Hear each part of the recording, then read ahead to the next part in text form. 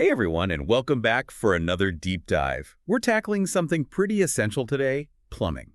Specifically, the future of the plumbing workforce. It's definitely something that impacts all of us. Absolutely. So we're going deep into this report.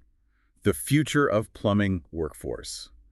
Attracting young talent and diversifying the industry. And right off the bat, it throws out a pretty startling statistic. Nearly half of all plumbers are getting ready to retire. It's a big shift, that's for sure. And it's happening right as the industry itself is going through a major tech upgrade. Wait, hold on. Plumbing is getting high-tech. I always thought it was, wrenches and leaky faucets. Well, sure, the wrenches are still around. But you're right, that's kind of the old school image. This report is all about breaking down those stereotypes. Today's plumbers need to be comfortable with smart homes, sustainable tech, you name it, even 3D plumbing layout software. Okay, so we're talking a whole different level of expertise. How is that changing the workforce? It's a mixed bag, really. On one hand, you've got a potential skills gap on the horizon. Makes sense. All those experienced plumbers retiring. All that knowledge going with them. Exactly. And it's not just about knowing how to fix a leaky faucet. Like, the report gives this example of diagnosing leaks in older homes, the ones you can't even see. Oh, yeah, those hidden leaks that can cause so much damage. That takes years of experience to figure out, and it's not something you just pick up overnight. But there are opportunities too. Okay, so it's not all doom and gloom. Not at all. All this new tech is actually drawing in a whole new generation of plumbers, the millennials and Gen Z. Yeah. They grew up with technology, and they want careers that are innovative and make a difference. So plumbing's going green and techy. That's kind of a cool image. But what about that skills gap? Are we going to have a bunch of tech-savvy newbies fumbling around with pipes? Well, the industry is trying to get ahead of that. The report highlights some pretty cool solutions. Some of them sound like they're straight out of a sci-fi movie. Give me the sci-fi stuff then. What are we talking about? Imagine this. VR training for plumbers. It's already happening. Instead of just watching someone do it, they can put on VR headsets and practice repairs in a virtual environment. No real-world consequences if they make a mistake. So it's like a video game, but for plumbing. Kind of. They can make mistakes, learn from them, and build up their confidence. And remember those tricky hidden leaks? VR is perfect for that. Yeah. You can recreate those exact situations virtually. That's incredible. But what about when they're actually on the job? Is there tech that can help them in real time? Definitely. Augmented reality is becoming a big deal. Plumbers can wear these special glasses that overlay information right onto the pipes. It's like having an expert guide right there with them, even if they're working alone. So basically, they've got a virtual mentor on call at all times. Pretty much. So we've got this wave of retirements happening, but at the same time, we've got all these young, tech-savvy folks excited about plumbing. It's a kind of a pivotal moment. And this report is from the Plumbing, Heating, Cooling Contractors Association, or PHCC, right? That's right, the PHCC. They're kind of like the industry's think tank. Hmm. Always researching, always trying to figure out what the future holds. And they're not just thinking about it, they're trying to shape it. They've got all these programs focused on bringing in new talent, making the industry more diverse, and tackling that skills gap. Okay, let's dig into those programs. I'm really curious how they're attracting young people. What's the pitch? It's not just one thing. They're tapping into what millennials and Gen Z really care about. For one, there's the cost factor. You mean how much it costs to become a plumber compared to college? Exactly.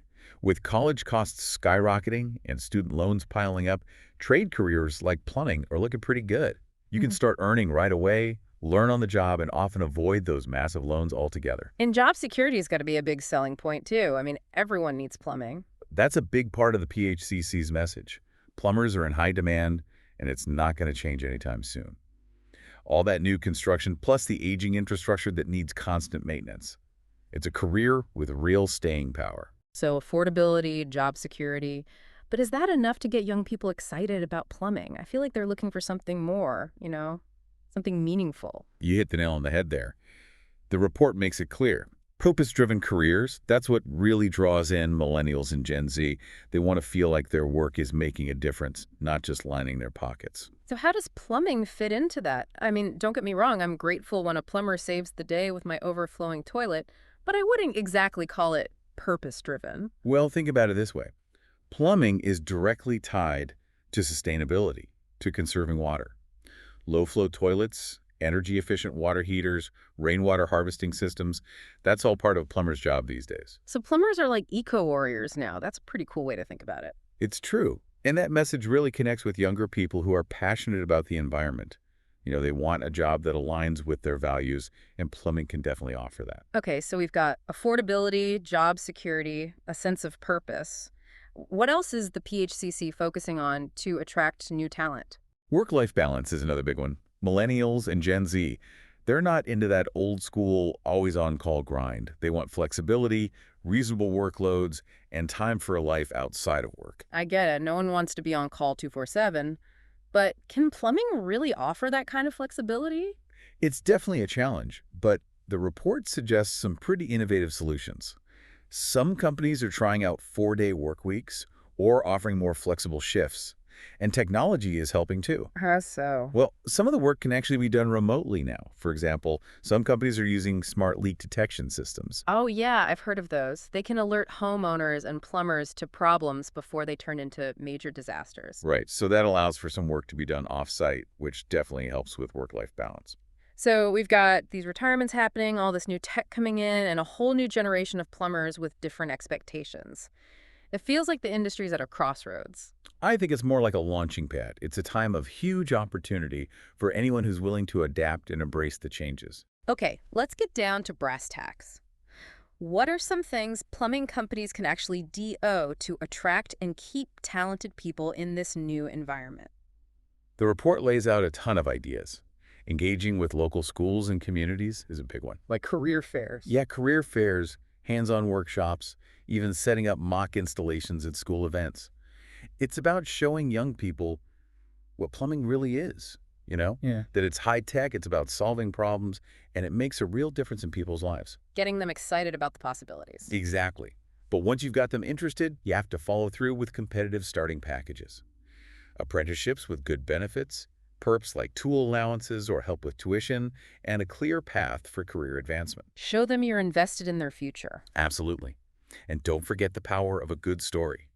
The report suggests showcasing former apprentices who've moved up in the ranks, maybe even started their own businesses. That's inspiring, and I bet using social media to share those stories, showing off cool projects, highlighting the tech side, that would really connect with younger folks. 100%. And here's another thing the report really emphasizes: building a diverse team. And not just in terms of gender, although that's definitely part of it. Okay, so what does diversity look like in the plumbing industry? It's about making sure your workforce reflects the communities you serve. People from different backgrounds with different experiences, different ways of thinking. The report argues that it's not just about being politically correct, it actually makes your team better. How so? Well, when you have people with different perspectives, you get better problem solving, more creative solutions, just a wider range of ideas overall. A diverse team can also connect with a wider range of customers. I could see that. Like, the report gives this example of a plumbing team that speaks multiple languages. They can serve a much broader client base because of that. That makes a lot of sense. And I imagine having more women in the industry brings a whole new skill set to the table. Absolutely. The report talks about how women often excel at communication, they pay close attention to detail, and they tend to have a more collaborative approach to problem solving. All of that benefits the whole team. So diversity is good for business and good for finding new solutions. But how do you actually build a more diverse team? Where do you even start? Well, the report suggests a few concrete things. One is using blind hiring practices. That means removing any identifying information from resumes during the initial review. So you're just focusing on skills and qualifications. Right. That helps eliminate unconscious bias. Another strategy is scholarships that are specifically targeted at underrepresented groups. That's a great way to open doors for people who might not have considered plumbing before. Exactly. It creates a pipeline of diverse talent. And then community engagement plays a huge role too.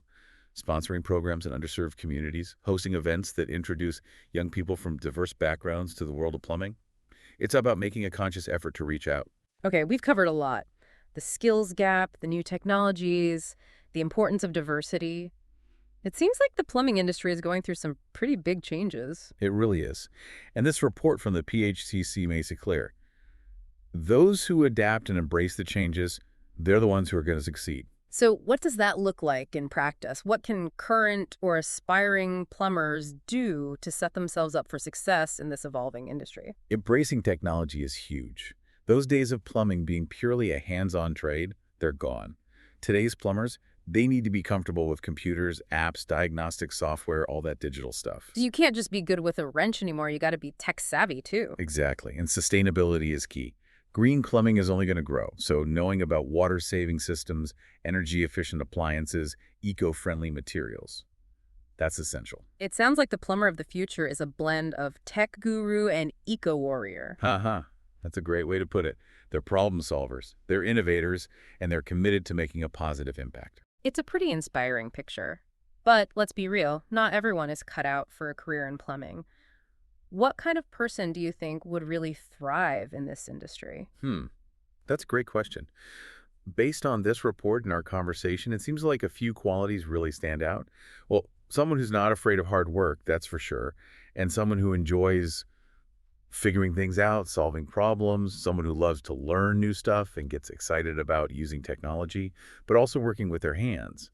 And I think maybe most importantly, someone who wants to make a real difference, someone who cares about that. What about you? What stands out to you?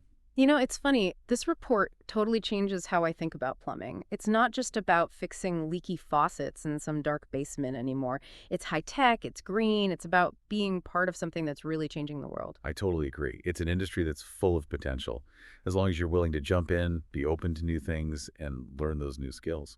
And speaking of jumping in, I think we've given our listeners a lot to think about today. We definitely have. It'll be interesting to see where the plumbing industry goes from here. There are going to be challenges, but I think there's a bright future for those who choose to be a part of it. Couldn't have said it better myself. Yeah. So until next time, everyone, keep on learning.